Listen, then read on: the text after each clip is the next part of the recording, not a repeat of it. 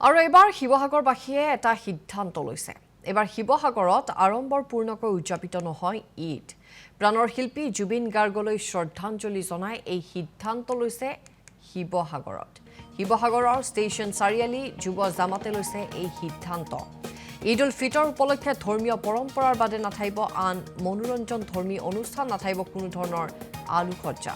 আৰু এই সিদ্ধান্ত লৈছে প্ৰাণৰ শিল্পী জুবিন গাৰ্গৰ প্ৰতি শ্ৰদ্ধাঞ্জলি জনায়। তেওঁ নোহোৱা আজি কেইবামাহে হ'ল, এতিয়ালৈকে তেওঁ ন্যায় পোৱা নাই। গতিকে শিৱসাগৰত আড়ম্বৰপূৰ্ণকৈ এইবাৰ ঈদ উদযাপন কৰা নহয়। প্ৰাণৰ শিল্পী জুবিন গাৰ্গলৈ শ্ৰদ্ধাঞ্জলি জনাই এই সিদ্ধান্ত লৈছে। শিৱসাগৰৰ ষ্টেচন চাৰিআলি যুৱ জামাতে লৈছে এই সিদ্ধান্ত। ঈদ উল ফিতৰ উপলক্ষে ধৰ্মীয় পৰম্পৰাৰ বাদে আন কোনো মনোৰঞ্জন ধৰ্মীয় অনুষ্ঠান তেওঁলোকে আয়োজন নকৰে, তাতে কোনো ধৰণৰ আলোকসজ্জাও নকৰে।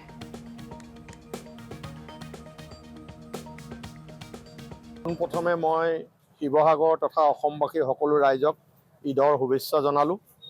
যিহেতু এইবাৰ পবিত্ৰ ঈদ উল ফিতৰৰ নামাজ আজি 50 বছৰ ধৰি আমাৰ ষ্টেচন চাৰিআলি জামে মছজিদৰ সন্মুখত থকা ৰাস্তাৰ ওপৰত আমি পঢ়ি আছিলোঁ। এইবাৰ প্ৰাণৰ শিল্পী জুবিন গাৰ্গ মৃত্যু হোৱাৰ বাবে আমাৰ ষ্টেচন চাৰিআলি যুৱ জামাতে এটা পদক্ষেপ লৈছে। সেই পদক্ষেপটো হ'ল এইবাৰ ষ্টেচন চাৰিআলিৰ মছজিদ প্ৰাংগণৰ ৰাস্তাৰ ওপৰত যিটো ঈদৰ আমি নামাজ পঢ়োঁ, তাত কোনো আলোকসজ্জা আমি নকৰোঁ, লাইট নজ্বলাওঁ, গেট ইত্যাদি নবনাওঁ। আমি অকল ইয়াত আমাৰ ধৰ্মীয় পৰম্পৰা অনুযায়ী আমি ঈদৰ নামাজহে পঢ়িম। সেই কথাটো আমাক আজি ষ্টেচন চাৰিআলি যুৱ জামাতে আমাৰ মছজিদ পৰিচালনা সমিতিক জনালে। আমি সেইটোক আদৰণি জনাইছোঁ। এইটো আমি সকলো ৰাইজক অৱগত কৰিছোঁ যে ঈদৰ পবিত্ৰ ঈদ উল ফিতৰৰ অকল আমি নামাজহে ইয়াত পঢ়া হ'ব। আৰু এবাৰ শিৱসাগৰবাসীয়ে এটা সিদ্ধান্ত লৈছে। এবাৰ শিৱসাগৰত আড়ম্বৰপূৰ্ণকৈ উদযাপিত নহয় ঈদ। প্ৰাণৰ শিল্পী জুবিন গাৰ্গলৈ শ্ৰদ্ধাঞ্জলি জনাই এই সিদ্ধান্ত লৈছে শিৱসাগৰত। শিৱসাগৰৰ ষ্টেচন চাৰিআলি যুৱ জামাতে লৈছে এই সিদ্ধান্ত।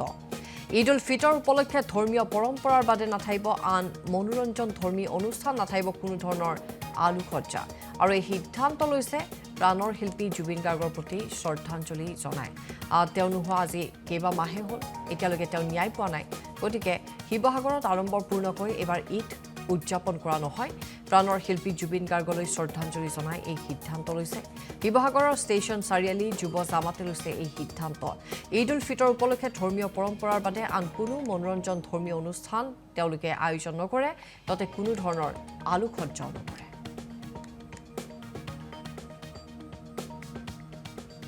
প্ৰথমে মই শিৱসাগৰ তথা অসমবাসী সকলো ৰাইজক ঈদৰ শুভেচ্ছা জনালোঁ।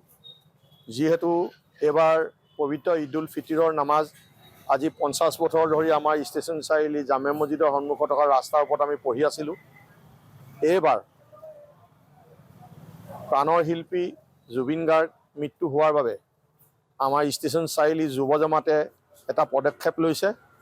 সেই পদক্ষেপটো হ'ল এইবাৰ ষ্টেচন চাৰিআলিৰ মছজিদ প্ৰাংগণৰ ৰাস্তাৰ ওপৰত যিটো ঈদৰ আমি নামাজ পঢ়োঁ, তাত কোনো আলোকসজ্জা আমি নকৰোঁ, লাইট নজ্বলাওঁ, গেট ইত্যাদি নবনাওঁ।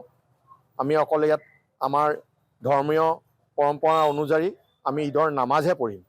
সেই কথাটো আমাক আজি ষ্টেচন চাৰিআলি যুৱ জামাতে আমাৰ মছজিদ পৰিচালনা সমিতিক জনালে। আমি সেইটোক আদৰণি জনাইছোঁ।